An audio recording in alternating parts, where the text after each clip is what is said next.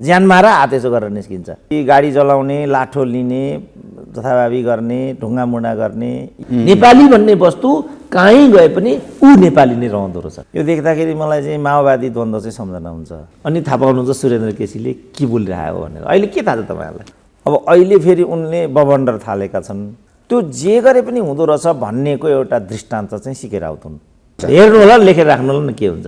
त्यस कारण मेरो चाहिँ अभियान के छ भने भाइ यो गलत छ है हाम्रो, हामीले यो गर्नु हुँदैन। बल्ल बल्ल बल्ल बल्ल जाति मिलायो भाषा मिल्दैन, भाषा मिलायो क्षेत्र मिल्दैन, क्षेत्र मिलायो लिङ्ग मिल्दैन, सबै मिलायो गुट मिल्दैन। त माओवादीले जनताकै लागि भन्यो, जनतै मार्यो। सेम यस्तै नै थियो वास्तवमा होइन। यही विकसित भएको नि। अब यसलाई पनि समयमा व्यवस्थित गर्न सकिएन भने ठ्याक्कै त्यसरी नै अगाडि जान्छ। के राउतकै कुरा गर्दा के भनिरहेछन् भने मधेसका जो राजनीतिक दलहरू हुन् उनीहरूले मधेसका जनताको भावनामाथि खेलवाड गरेको हुनाले वैकल्पिक मधेसी शक्ति चाहियो, त्यो म हुँ भनिरहेछन्। जागृत मानिसको एक दिन म नेता हुन्छु त्यो त पक्का छ। अभिभावकले तपाईँको घरलाई कमान्डमा राखेन भने त्यहाँ अराजकता सुरु हुन्छ, अस्तव्यस्तता सुरु हुन्छ। तपाईँले मलाई एउटा राम्रो मौका दिनुभयो, धेरै मान्छेले यो कुरा सुन्छन्, जिब्रो टोक्छन् नि बिचरा। त्यति बेर सरकार पक्षले चाहिँ यो गुलेली चलाएर के क्रान्ति हुन्थ्यो, यी चाहिँ कम्युनिस्टभित्रका झगडाहरू हुन्, यसले केही फरक पार्दैन, यो कुनै अर्थको छैन भन्ने बुझाइ सरकार पक्षको। अब गुलेली त बन्दुकमा, बन्दुक एसएलआरमा, अनि एसएलआर चाहिँ काठमाडौँको पावरमा चाहिँ पहिला यिनीहरूलाई नङ्ग्याउनुपर्छ। ल हेर मधेसका दलहरूले कसरी मधेसका जनताको भावनालाई चाहिँ विचलन गरे, त्यसकारण एउटा अर्को मधेसी शक्ति चाहियो, यो नारामा आइराखेको छ नि त सिके राउत। डाक्टर साहब स्वागत छ लेख्दा टिभीमा। ल हस्, धन्यवाद। कुराकानी सुरुवात गरौँ। अलिकति चर्चामा रह्यो फेरि पनि डाक्टर सिके राउतको क्रियाकलाप र उहाँले तराईमा विध्वंस गर्छु भनेर पनि गरिरहनु भएको छ र त्यसलाई कुनै किसिमको छेकबाँध छैन। वास्तवमा सिके राउतको अवस्था र उहाँको एक्टिभिटिजलाई कसरी एनालाइसिस गरेको छ डाक्टर साहब पहिलेदेखि अहिलेसम्म हेर्दाखेरि? अब पहिलेदेखि अहिलेसम्म हेर्दाखेरि त त्यो प्रायोजित भन्ने छ। उनले चाहिँ नेपालको इतिहासलाई नै अस्वीकार गर्ने, जथाभावी बोल्दै हिँड्ने, इतिहास तोडमोड गर्ने, दिग्भ्रम खडा गर्ने, यो भएको देखिन्छ। अब त्यसपछि केपी ओलीको पालामा उनलाई पक्राउ गर्ने यस्तो भएको पनि पाइयो। पछि उनी चाहिँ एउटा सम्झौता गरेर जेलबाट बाहिरिए र त्यो सम्झौताको मकसद त्यति राम्रो छैन भन्ने हाम्रो बुझाइ थियो। अब त्यसपछि किन हो नि उनी चाहिँ मौन नै देखिए। अब किन मौन बसेका हुन् त्यो अज्ञातै छ। अब अहिले फेरि उनले बबन्डर थालेका छन्, त्यो असह्य छ। किनभने जनकपुरमा एउटा कर्मचारीलाई नाङ्गै घुमाएको पनि देख्यौँ हामीले। त्यसपछि गाडी चलाउने, लाठो लिने, जथाभावी गर्ने, ढुङ्गा मुढा गर्ने, यो हामी देखि नै आएका छौँ। प्रहरी चौकी हान्ने यस्तो कुरा पनि हामी देखि नै आएका छौँ। यो देख्दाखेरि मलाई चाहिँ माओवादी द्वन्द्व चाहिँ सम्झना हुन्छ। माओवादी द्वन्द्व सुरुका दिनमा झनै झनै यही तरिकाबाट उठ्दै थियो।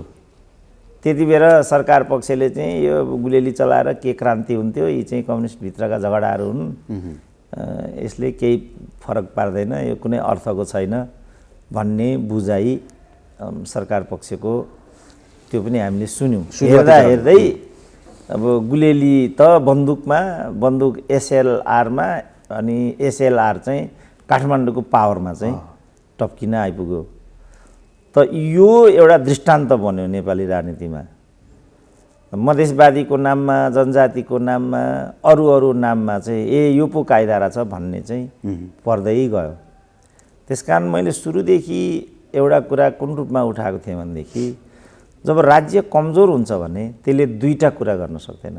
पहिलो भनेको उसले नागरिकको जीवधनको रक्षा गर्न सक्दैन, जुन कुरा अघि मैले निवेदन गरेँ, जनकपुरदेखि प्रहरी चौकी र आगजनीसम्मको श्रृङ्खला, राजमार्ग नै बन्द गर्ने पनि भनिसकेको छ। यस ठ्याक्कै त्यहाँसम्म त्यसले चाहिँ जीवधनको रक्षा गर्दैन भन्ने एउटा यो भयो। अर्को कमजोर सरकारले नगर्ने भनेको चाहिँ देशको सिमानाको रक्षा गर्न सक्दैन। त्यसकारण सरकारलाई बलियो बनाउनुपर्छ, राज्यलाई बलियो बनाउनुपर्छ। त्यो सोचेर हामी जस्ता सचेत र जागरुक मानिसहरूको करबलबाट जोडबलबाट हामीले चाहिँ 2/3 वामपन्थी सरकार बनाएका थियौँ। दुर्भाग्य तिनीहरू आजको ठाउँमा आइपुगे र सत्ता पक्षलाई प्रतिपक्षमा, प्रतिपक्षलाई सत्ता पक्षमा पुर्याइदिएपछि जे गरे पनि हुँदो रहेछ भन्ने भयो। त्यो जे गरे पनि हुँदो रहेछ भन्नेको एउटा दृष्टान्त चाहिँ सिके राउत हुन्। छोटकरीमा यति हो कुरा। उनी भन्छन् जनताकै लागि मैले गरेको भनेर पनि मिडियामा खुलेआम भनिरहेछन्। जे गरेको भनेकै त्यही हो। अरूले पनि जनताकै लागि भन्यो नि त। माओवादीले जनताकै लागि भन्यो, जनतै मार्यो। सेम यस्तै नै थियो वास्तवमा, होइन? यही विकसित भएको नि। अब यसलाई पनि समयमा व्यवस्थित गर्न सकिएन भने ठ्याक्कै त्यसरी नै अगाडि जान्छ।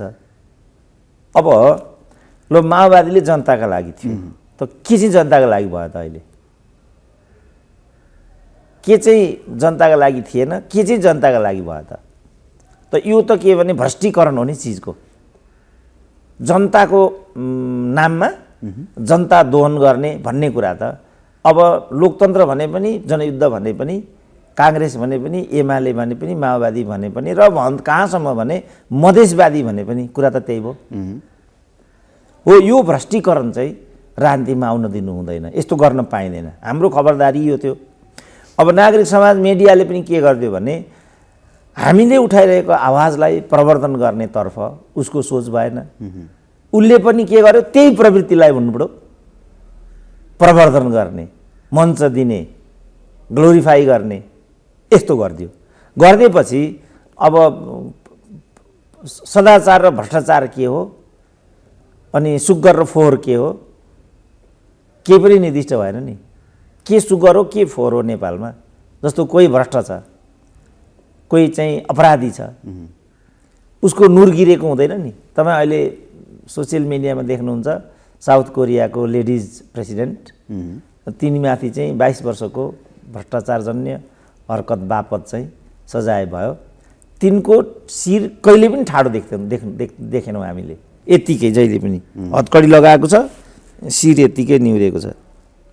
यहाँ भ्रष्ट हेर्नु त, जेलबाट छुट्यो भनेदेखि 10 केजीको माला र 20,000 को जुलुसको साथ हाँसी बाहिर निस्किन्छ र हात यसो गर्छ।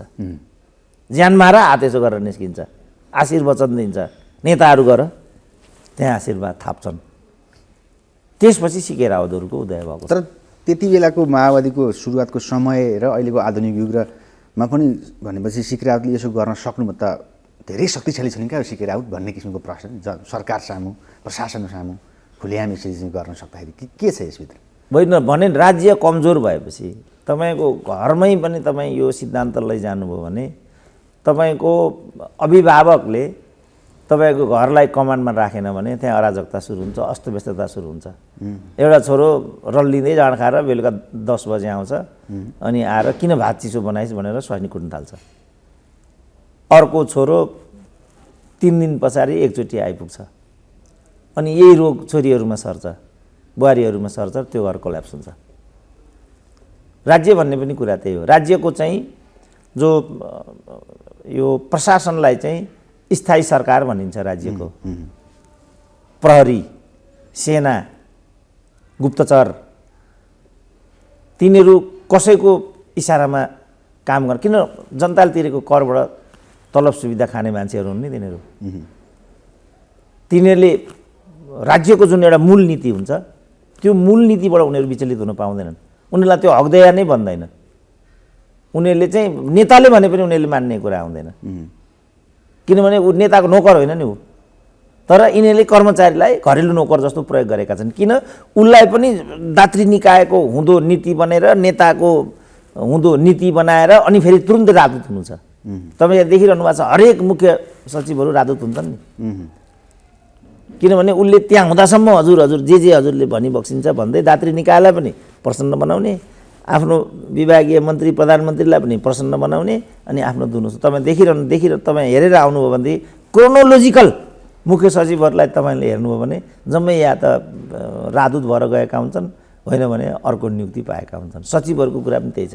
मैले हिजो पनि उल्लेख गरेँ, तपाईँ अहिले पनि हेर्नु भने लोकसेवाको प्रमुख सचिव, अख्तियारको प्रमुख सचिव, निर्वाचन आयोगको प्रमुख सचिव।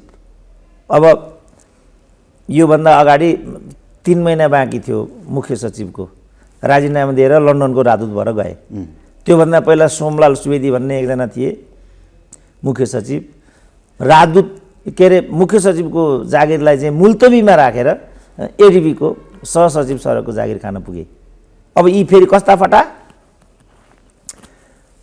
अर्को सरकार आउने बित्तिकै अब तिनलाई पनि, सोमलाललाई पनि ओलीले बजाइदिए, अब लोधरेलाई अहिलेकालाई बजाइदिए। अब यी अहिलेका ल्याङ्रा आज कि भोलि राजदूत हुनुको लागि आँगर यसो गरेर बसेका छन्। कोही माओवादी पार्टी पस्दैछन्, कोही काङ्ग्रेस पार्टी पस्दैछन्। मकसद के भने राजदूत हुने।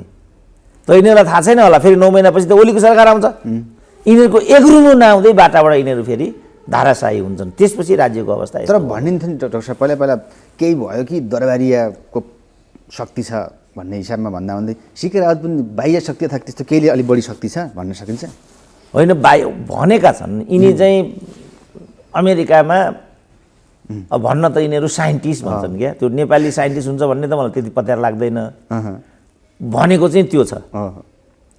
अब यिनी त्यहाँ साइन्टिस्ट थिए कथित रूपमा, भनौँ न, मलाई थाहा छैन एक्चुअली, तर प्रचार मैले त्यो सुनेको छु। अब उनी त्यहाँबाट जुर्को उठेर तराईको धुलोमा आइपुगे, मधेसका जनतासँग लुटुपुटु भएर चाहिँ काम गर्छु भन्छन्, टाई सुट लगाएर हिँड्छन्। अब के मकसद लिएर आएला त यहाँ? किनभने राजनीति कति कम्प्लिकेटेड छ भन्ने कुरा अस्तिको दिन मात्रै मेरो रविन्द्र मिश्रसँग एउटा कार्यक्रममा भेट भएको थियो, प्रसङ्गवश कुरा भएको थियो। राजनीति धेरै कम्प्लिकेटेड छ रविन्द्रजी भनेको थिएँ मैले।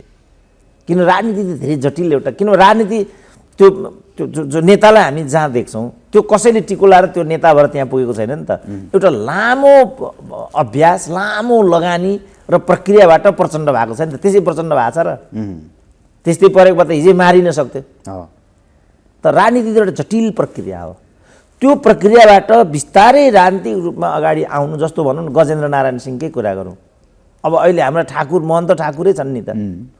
तपाईँको अगाडि हेर्नु त, सायद महन्त ठाकुरलाई कति वर्षदेखि जान्नुहुन्छ तपाईँ भन्नु त? धेरै समय भएको छैन। तपाईँले थाहा पाएको कति भयो? नेपाली काङ्ग्रेसका चोटीका नेता हुनु नि, इतिहास विषयका स्नातकोत्तर हुन्। नेविसङको पालादेखि चाहिँ राजनीति गरेर आएका मान्छे, तर उनी अहिले अस्तित्वको लागि लड्दैछन्।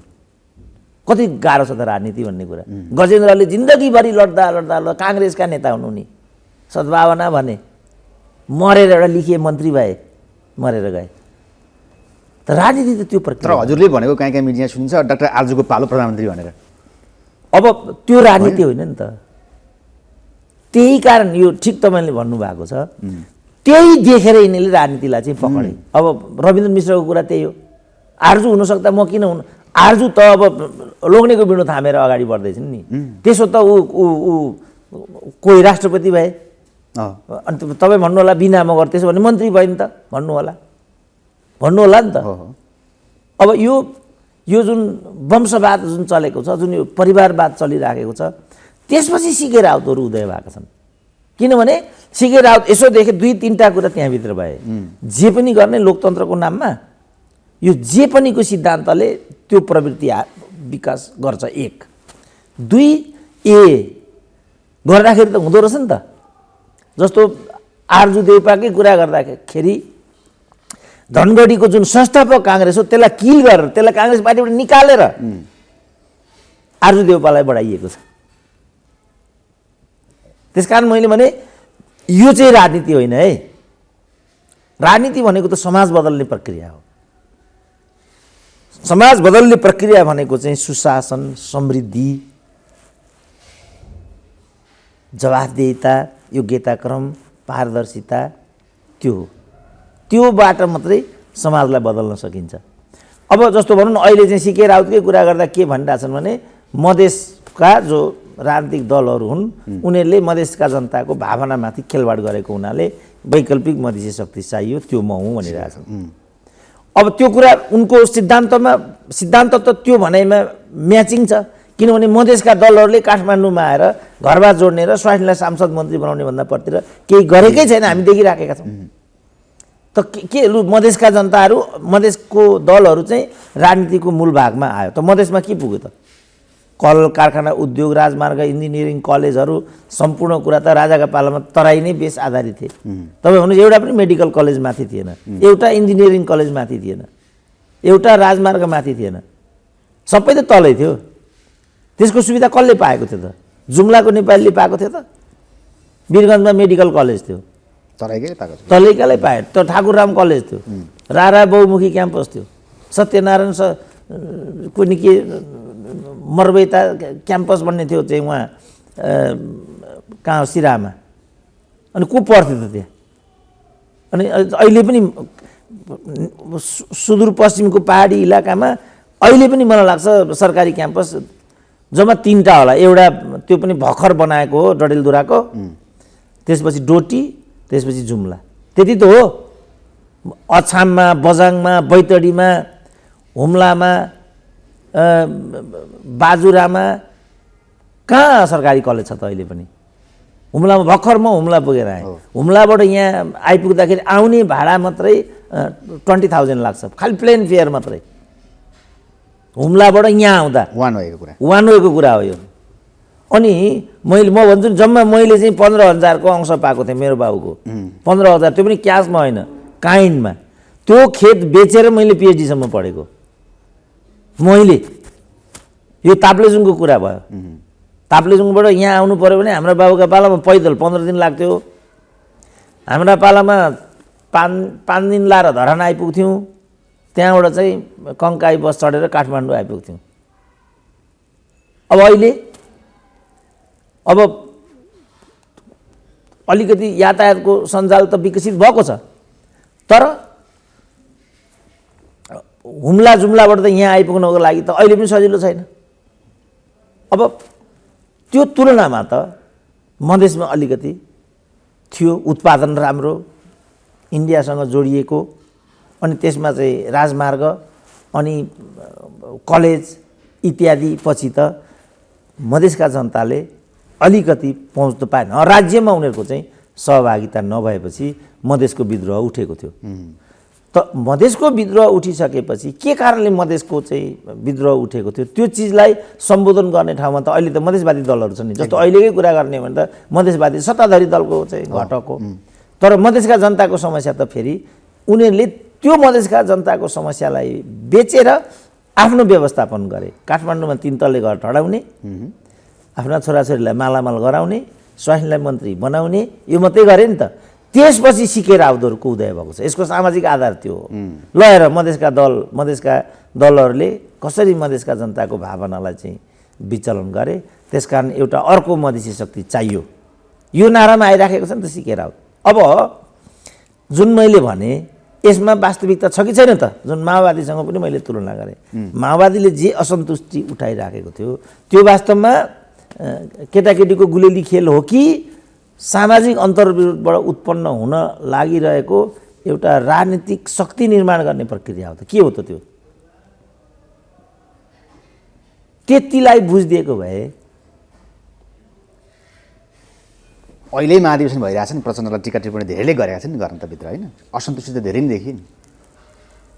त्यो फेरि अर्को सिके राउत जन्माउने कुरा हो। ती भित्रबाट विप्लव जन्मिरहेछ। मधेसबाट सिके राउत जसरी जन्मियो, माओवादीबाट विप्लव त्यसरी नै जन्मियो। कारण यही हो, ठिक प्रश्न भाइले गरिरहेछ। आखिरी जे को लागि माओवादीले लडाइँ लडेको थियो त्यो अन्तर्विरोध त बरकरार राख्यो नि त। प्रचण्डले पनि त्यसलाई विचलन गरेर खाए नि त। जसरी महन्त ठाकुर, उपेन्द्र यादवहरूले मधेसको विषयलाई विचलन गरेर खाए, बा त्यसलाई वाञ्छित परिणाममा पुर्याएनन्, बा त्यसमा एउटा भरपर्दो मधेसीपना चाहिँ विकास गर्न सकेनन्, त्यस वस्तुगत स्थितिमा उभिएर न सिके राउत खडा भइराखेको छ। अब माओवादीले पनि यी मधेसवादी दलहरूको जस्तै दुष्प्रवृत्तिलाई उत्पादन गरेको हुनाले फेरि त्यहाँ विप्लव फेरि अहिले विप्लव पनि यो प्रक्रियामा आइरहेछन्। त्यसपछि सिप्लव आउँछ फेरि त्यहाँ, किनभने त्यो त अन्तर्विरोधको जे मुहान हो त्यो मुहानलाई तपाईँले चाहिँ उन्मूलन नगर्दासम्म अनि त्यो द्वन्द्व त निरूपण समाधान हुँदैन नि त। तपाईँको रोगको जहाँ जड हो त्यो रोगको जड भए ठाउँमा नपुग्दासम्म त तपाईँको ऐया त हट्दैन नि त। क्यान्सर भनेकै त्यही हो, तपाईँले त्यो जडमै पुग्नुपर्छ। अनि त्यो जहाँ त्यो रोग बसिराखेको छ त्यो रोगमा तपाईँ पुग्नुभयो भने बल्ल तपाईँको चाहिँ निदान हुन्छ। मलाई क्यान्सर भयो नि त, मलाई क्यान्सर भयो, डायग्नोसिस गरेँ, तपाईँको थाइरोइडमा क्यान्सर भन्ने भयो। यो थाइरोइडको ग्ल्यान्ड चाहिँ काटेर फालिदियो नि त। अहिलेसम्म म जीवित छु। मान्छेहरू अहिले पनि तल क्यान्सर भएको भए कसरी अहिलेसम्म जीवित छस् त त मरिसक्ने भन्छन् लालबुजकडहरू कति। तेरो बिपी कोइरालालाई पनि त 29 वर्षको उमेरमा क्यान्सर थियो, कसरी 69 वर्षसम्म बाँच्यो त म भन्छु नि। क्यान्सर हुने बित्तिकै मरिहालिन्छ भन्ने छैन। तर ठाउँमा पुग्नु पर्यो उपचार। क्यान्सर दुई किसिमको हुन्छ क्यान्सरकै कुरा गर्दा, एउटा मेलिग्नेन्ट एउटा नन मेलिग्नेन्ट। मेलिग्नेन्ट भनेको फैलिने क्यान्सर, नन मेलिग्नेन्ट भनेको नफैलिने क्यान्सर। सौभाग्यले मेरो क्यान्सर चाहिँ नफैलिने थियो, त्यस कारण यहाँ डल्लो थियो, फुतो त्यो डल्लो निकालेर फालिदिए। नफैलिने थियो, बाहिर अन्त जान पाएन, विस्तारित हुनु पाएन, म अहिलेसम्म जीवित छु। अहिलेको माओवादीमा चाहिँ कस्तो किसिमको क्यान्सर रहेछ? अहिलेको माओवादीमा चाहिँ यो मेलिग्नेन्ट क्यान्सर हो, यो फैलिने क्यान्सर हो। यसलाई चाहिँ त्यो यो फैलिने भएको हुनाले त्यहाँबाट त्यो डल्लो निकाले पनि विप्लव हुन्छ, फेरि अर्को अपरेसन गर्यो भने सिप्लप हुन्छ। मधेसवादीको कुरा पनि यही हो। त्यहाँ पहिला गजेन्द्र नारायण आउँछ, यो त तराई काङ्ग्रेस भन्ने थियो त्यति बेलै, विवेकानन्द झा भन्नेहरू थिए, यो बिपी कोइरालासँग लड्ने काङ्ग्रेसहरू हुने यिनीहरू। त्यति बेलादेखि तराई तराई भन्थे उनीहरू। रोग देखा पर्यो, अब त्यो रोगलाई कसरी व्यवस्थापन गर्ने भन्नेतिर जानुको सट्टा उनीहरू त्यसलाई चाहिँ तर्काउने, मोलतोल गर्ने, पद प्रतिष्ठामा किनबेच गर्ने यो गरे। वेदानन्दलाई राजदूतै बनाए राजाले, एक छिमल त्यो किनारा लाग्यो। त्यसपछि गजेन्द्र नारायण सिंह आए, अनि त्यो लड्दै लड्दै काङ्ग्रेसबाटै हुर्केका थिए ती पनि। अनि गर्दै गर्दै गर्दै पार नलागेपछि 40 सालतिर गएर उनले चाहिँ सद्भावना पार्टी खोले। ती पनि 47 सालमा मन्त्री हुन आइपुगे। त्यहाँबाट त्यो रोग त बढ्दै गएछ त, त्यो त क्यान्सर हो, त्यो त रोग हो, क्यान्सर हुनेतिर गइरहेछ। अब त्यहीँबाट चाहिँ भन्नुपऱ्यो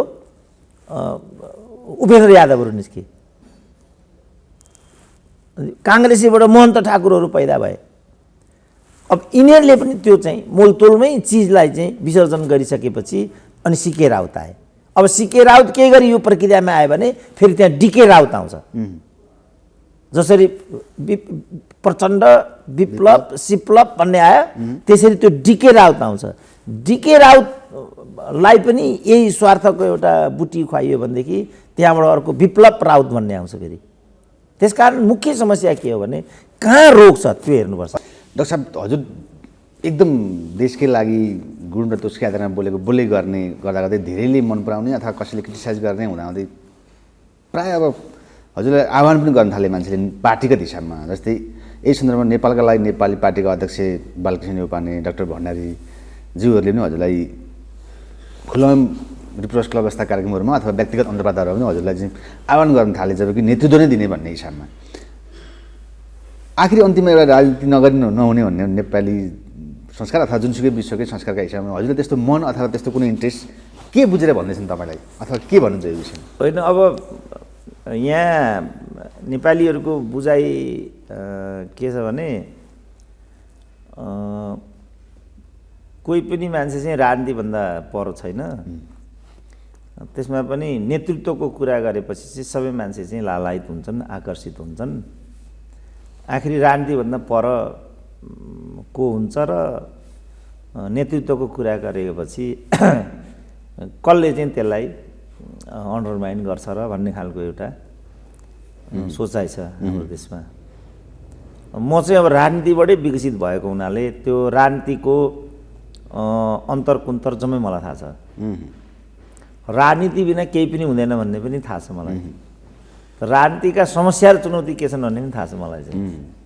यो सजिलो पेसा छैन, यो एकदम यो कम्प्लिकेटेड त्यस्तो एउटा क्षेत्र हो राजनीति भनेको चाहिँ।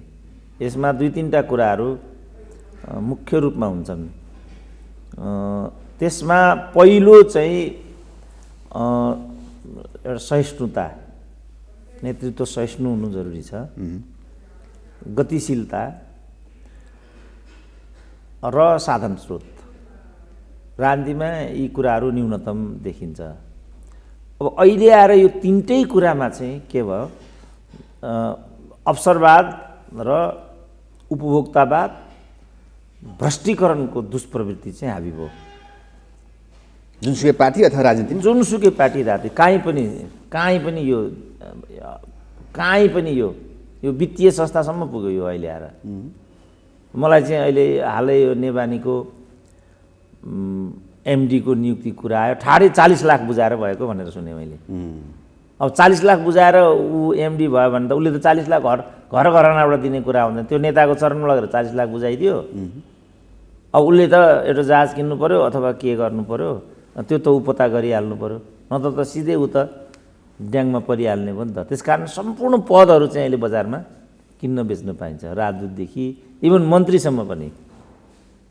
अब त्यो काम गर्ने पार्ट सुरेन्द्र केसी हुन सक्छु र भने त्यो सब म देखिराखेको हुन्छु। होइन भने अब मोहनचन्द्र अधिकारी फुटपाथमा, कमल कोइराला फुटपाथमा, अनि हिजोको जौडे चाहिँ मन्त्री उपमन्त्री कसरी हुन्छ होला ल भन्नु त, अनुमान गर्नु न, तपाईँहरूले पनि अनुमान गर्नु न।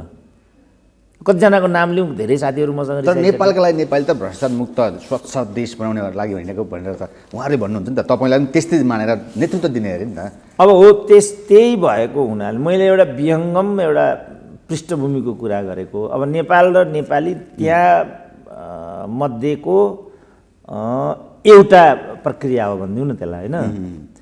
अब मैले भने अब राजनीति नै गर्ने भने यी विकृति विसङ्गतिहरू सहितको राजनीति मात्रै राजनीति हुन्छ हाम्रो देशमा, यो सहितको। नत्र भने त रविन्द्र मिश्रको पार्टी किन तहस नहस हुन्थ्यो, तपाईँ यहीँ भन्नु न। रविन्द्र मिश्रको बारेमा डे 1मा मैले जे भनेको थिएँ त्यही कुरा त रविन्द्र मिश्रको हकमा अहिले आएर चाहिँ लागु भयो नि त। किन रविन्द्र मिश्रले राजनीति सम्भव हुँदैन है भन्ने मेरो कुरा थियो। किन उहाँ एउटा व्यावसायिक पत्रकारिताबाट आउनुभएको छ, एउटा अन्तर्राष्ट्रिय एउटा संस्कार, होइन, एउटा परिपाटीको कल्पना गरेर उहाँ राजनीतिमा आउनु भएको छ, जुन कुरा प्रिभेल गर्दैन हाम्रो समाजमा। अब हाम्रो समाजमा अघि मैले भनेको 3-4टा कुरा चाहिन्छन्, माइनस त्यो 3-4टा नेपालमा कुनै राजनीति चल्नै सक्दैन। गिरिजाको राजनीति किन हाबी भयो भन्दा यसमा उहाँ ध्यान दिन सक्नुहुन्थ्यो। गिरिजाबाबु जहिले पनि पैसाको बिटोमा बस्नुहुन्थ्यो। एउटा कार्यकर्ता आयो, अब कार्यकर्ता फेरि बाहिर गेटमा विभिन्न सूत्र प्रयोग गरेर त्यहाँ सहायक इत्यादि भएर चाहिँ त्यो गिरिजाबाबुको ढोकामा पुगेर कोही सही मान्छे फेरि सही ठाउँमा पुग्दैन नेपालमा। बिचौलिया फटा धन्दावाल नै त्यहाँ पिएको रूपमा, सल्लाहकारको रूपमा, मन्त्रीको रूपमा पुगिरहेको हुन्छ। अनि गिरिजाबाबु सिसा भएको झ्यालमा बसे, परबाट हेरे, टुइँ ढोका खोल्ने बित्तिकै स्मोकिङ हातमा लिए, बिहानै उठे।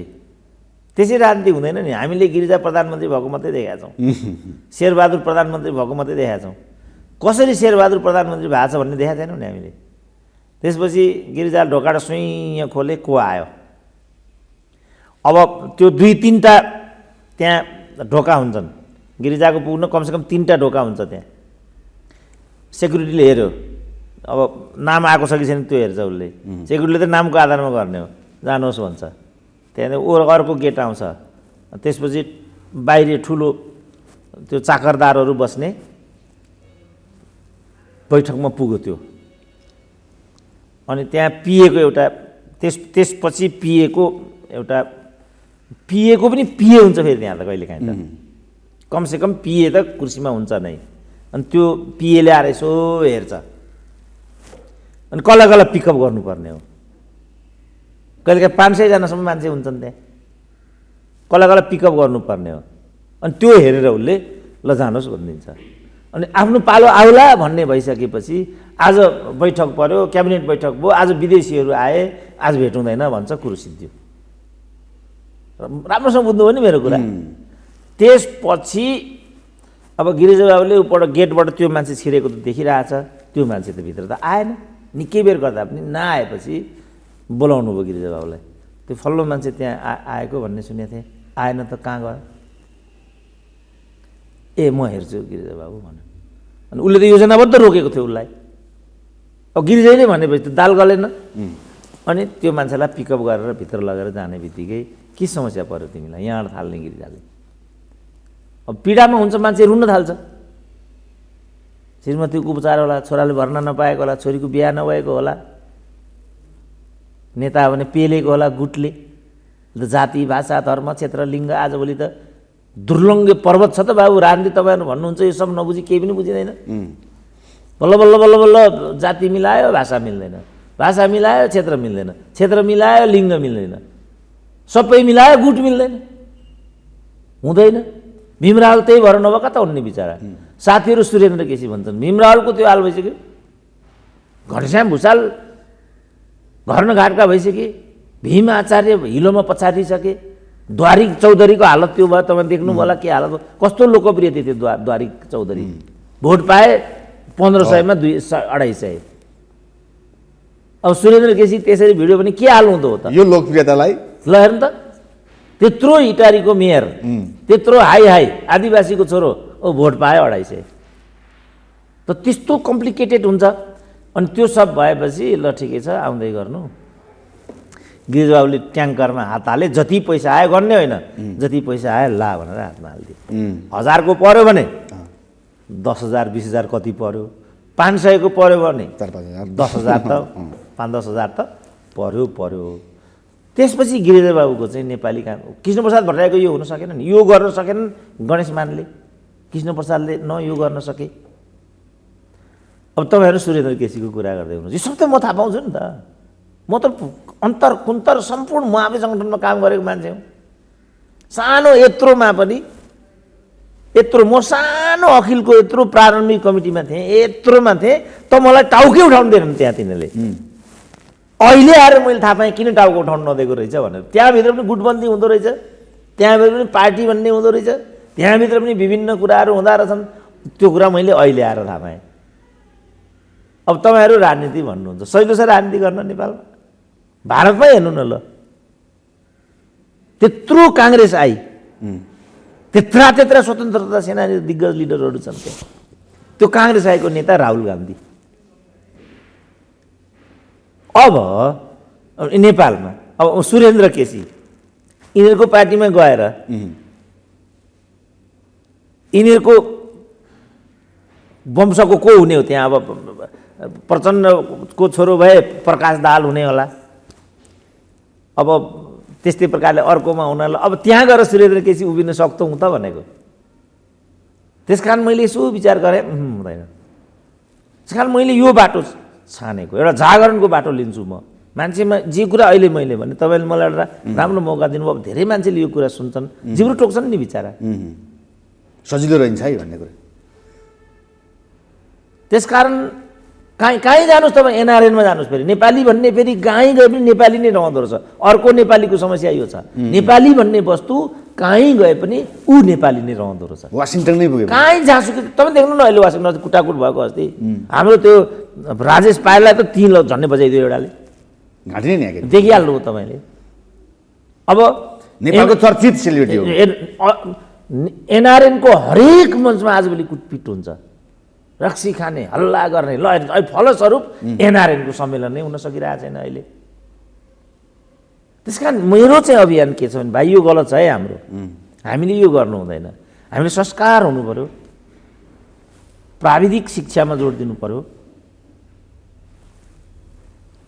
पूर्वजहरूलाई मान्ने, इतिहास पढ्ने, केलाउने समाजलाई। हेर्नु त अहिले मलाई नि तपाईँलाई सोध्यो भने तपाईँको अहिले यहाँ जाति जाति भन्छन्। आई एम स्योर कि अहिले मैले तपाईँलाई चाहिँ तपाईँको जातीय पृष्ठभूमि, तपाईँको 3 पुस्ते, तपाईँ कहाँबाट उद्भव भएको भनेर मैले सोधेँ भने आई एम स्योर कि तपाईँले कुनै हालतमा त्यो भन्न सक्नुहुन्न। किन मै सक्दिनँ भने मैले पढाएको तपाईँहरूले सक्ने भन्ने कुरै आउँदैन। त्यस कारण राम्रोसँग इतिहास बुझौँ, राम्रोसँग जाति बुझौँ, भाषा बुझौँ, धर्म बुझौँ, दुनियाँ बुझौँ। किन दुनियाँ अगाडि बढ्यो, किन हामी पछि पऱ्यौँ? जबकि अमेरिका 1776 AD मा बनेको अमेरिका, हामी 1768 मा युनिफाइड भएको हामी। फ्रेन्च रिभोल्युसन 1789 मा भएको फ्रेन्च रिभोल्युसन। फ्रेन्च रिभोल्युसन हुँदाखेरि हाम्रो एकीकरणको अभियान जुम्ला तर्दै थियो। यसलाई चाहिँ कुमाउ गढवाल पुग्नु थियो। नेपाल अङ्ग्रेज युद्ध 1814-16 युद्ध त लड्नै थियो हामीले त, सुगौली सन्धि गर्नै थियो।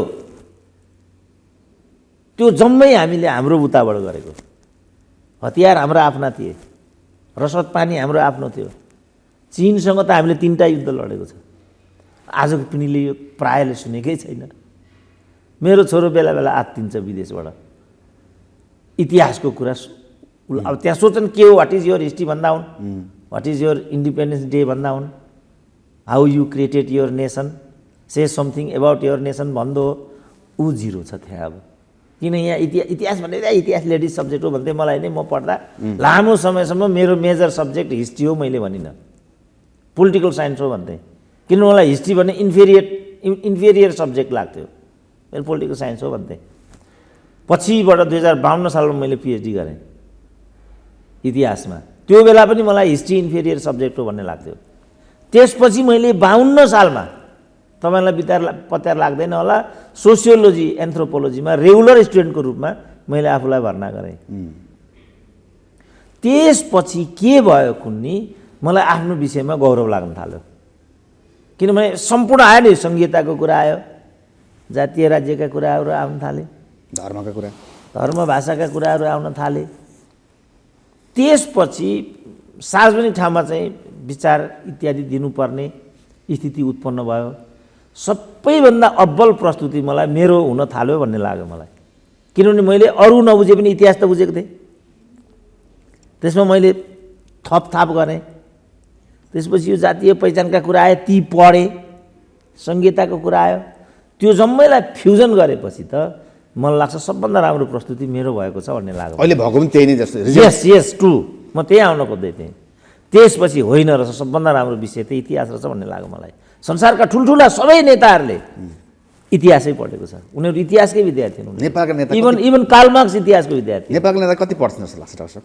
होइन, नेपाल हाम्रा पालामा त पढ्थे, अहिले त्यो पद्धति छैन। अहिले चाहिँ उपभोक्तावाद, अघि मैले पनि उपभोक्तावाद र भ्रष्टीकरण चाहिँ सहर भयो। र यही भन्नु न, तपाईँ कुनै पनि राजाका पालाका कुनै पनि अर्थमन्त्रीलाई तपाईँ पिकअप गरेर हेर्नुहोस्, राजाले बनाएका अर्थमन्त्री कोही मान्छे तपाईँ पिकअप गर्नुहोस्, भेकबहादुर थापालाई भन्नुहोस्, प्रकाश चन्द्र लोहनीलाई भन्नुहोस्, डाक्टर मोहनमान सैजुलाई भन्नुहोस्, पृथ्वीराज लिगल हुन् योजनाविद, उनलाई भन्नुहोस्, यहाँ अनेक डाक्टर बद्री श्रेष्ठ भन्नुहोस्। र अहिले हुँदै गरेका ल अहिले त्यस्तो मान्छे देखाउनु त एउटा पनि छ भने म कान काट्न फालिदिन्छु। ल वर्षमान पनि हिजै मात्रै आउनुभयो नि, यहाँ सिटामल छैन, प्लेन चार्टर गरेर भन्ने कुरा आयो। यसलाई कसरी लिने? होइन, अब त्यो अब तपाईँहरूले कसरी लिने भन्दा पनि अब मलाई पढ्ने, त्यसमा तपाईँहरूको कल्याण छ। किन मैले यिनीहरू कम्युनिस्ट होइनन्, बौद्धिक बेइमानहरू हुन्, ठगहरू हुन् भन्थेँ म। अब उनको सारा यो हरकतले अहिले त ट्रेजेडी खपेको छैन नेपाली समाजले। अब क्याबिनेटले के निर्णय गर्छ थाहा छ? सम्पूर्ण यो खर्च सरकारले बेहोर्ने भन्छ। त्यसपछि तपाईँहरू खानुहुन्छ खुँदो। अनि थाहा पाउनुहुन्छ सुरेन्द्र केसीले के बोलिरहेको हो भनेर। अहिले के थाहा छ तपाईँहरूलाई? भर्खर झलनाथले तिरेका छन् दिनको 81,000को स्विटको पैसा 51-52 लाख। वर्षमानको त्यही 5 करोड जति हुन्छ होला। अब निर्णय गर्छ क्याबिनेटले। वर्षमानको जोडी नै अलिकति हेर्दाखेरि इमान्दार सादगी जस्तो देखिन्छ त डाक्टर साहब। सादगी रहेछन् र त 2 करोडको चार्टर गरेर फर्केछ। धेरै सादगी रहेछन् नि, देखिहाल्ने नि। सादगी भन्ने के हो? सादगी भन्ने कुरा हो कि गर्ने कुरा हो? गर्ने कुरा हो नि। त्यसो भने तपाईँ त्यो देख्दै हुनुहुन्छ। यही सरकारले त्यो हजुरले भनेको कुरा हुन्छ। हेर्नु होला, लेखेर राख्नु होला न के हुन्छ। सम्पूर्ण खर्च हेर्नु होला के हुन्छ, हेर्नु होला न। देखिन्छ नि, झलनाथले चाहिँ एपोलोमा दिनको 81,000 खर्च गरेर 52 लाखको ट्रिटमेन्ट गरेर भर्खरै आएका छन्। योभन्दा पहिला उनी चाहिँ 75 लाखको ट्रिटमेन्ट गरेर अमेरिकाबाट आएका थिए। नारायण काजीले जापान गएर 35 लाखको ट्रिटमेन्ट गरेछ। सुशील कोइरालाले 2.5 करोडको अमेरिकाबाट ट्रिटमेन्ट गरिरहेछ। खड्ग ओलीले 17 करोड अहिलेसम्ममा ढुकुटीबाट हत्याइसकेका छन्। अनि वर्षमानले चाहिँ गोजीबाट गर्नु, त्यस्तो हुन्छ? सुहाउँदैन भनौँ न। त्यो परम्परै छैन हाम्रो यहाँ। 1 रुपियाँ नेता भन्नेले 1 रुपियाँ पनि उपचार गोजीबाट गरेको छैन 47 सालदेखि यता। तपाईँको श्रोताहरूको सूचनाको लागि अर्को पनि म नलेज सेयर गर्छु। यिनीहरूले हरेक जेल बसेको, दुःख पाएको, सर्वस्व भएको पैसा राज्यबाट लिएका छन्, हरेकले। र यी कोही नेता होइनन्, ब्याजसहित लिएका छन्। ब्याजसहित लिएपछि त नेता भएनन् नि। त्यसकारण मैले भने यी जम्मैभन्दा त म धेरै माथिल्लो मान्छे हुँ नेपालमा, किनभने मैले राज्यको 1 रुपियाँ पनि दुरुपयोग गरेको छैन, इभन ए सिङ्गल पेनी। प्लस हरेक पारिश्रमिकमा 15% कर तिर्ने गरेको छु मैले। हाम्रो त हरेक स्यालेरीमा कर काट्छ। 1000 रुपियाँ कहीँबाट भुक्तानी पाउनु पऱ्यो भनेदेखि 15% काट्छ। यिनीहरूले लिएको मात्रै छ। घप्प 51 लाख दिने, झलनाथ खनालको एपोलोको उपचार भन्छ, घर न सर घाप्पा हालिदियो कुरुसिद्धि। इभन त्यो राजदूत भएर बसेका निलाम्बरले पनि श्रीमतीको घुँडाको उपचारमा पनि 10औं लाख रुपियाँ लिएको रहेछ। राजदूतको श्रीमतीको लागि एकदम उनको, मलाई लाग्छ निलाम्बरले पनि चान्चुन 50 लाख लिएको छ।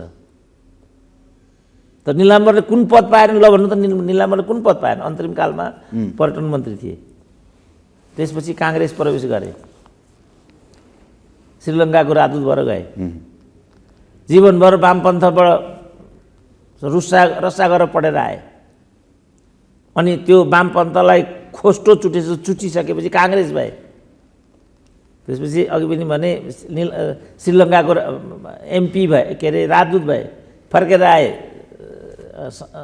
पहिलो संविधान सभामा सभासद भए, त्यसपछि एमाले छिरे, इन्डियाको राजदूत भए, उपरमा 50 लाख पनि बजाए, श्रीमतीको घुँडाको उपचार पनि गराए। अनि हाम्रा श्रीमती चाहिँ लेखेर बाङ्गो खुट्टो पारेर हिँड्नुपर्ने? हाम्रा श्रीमतीले उपचार गर्नु पर्दैन? हामीले उपचार गर्नु पर्दैन?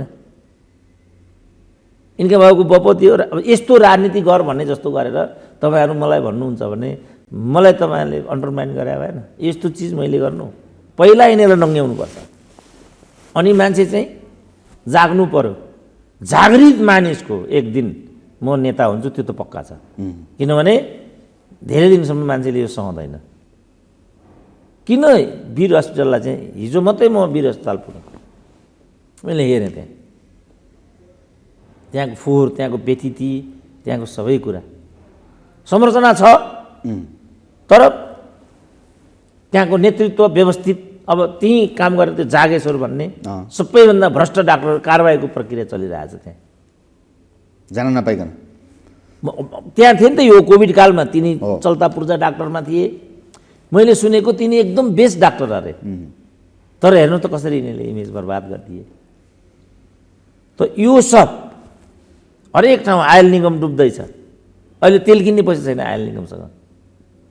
संसारको सबभन्दा महँगो तेल बेच्छ ऊ, अनि किन घाटामा जानुपर्ने भने मैले चाहिँ।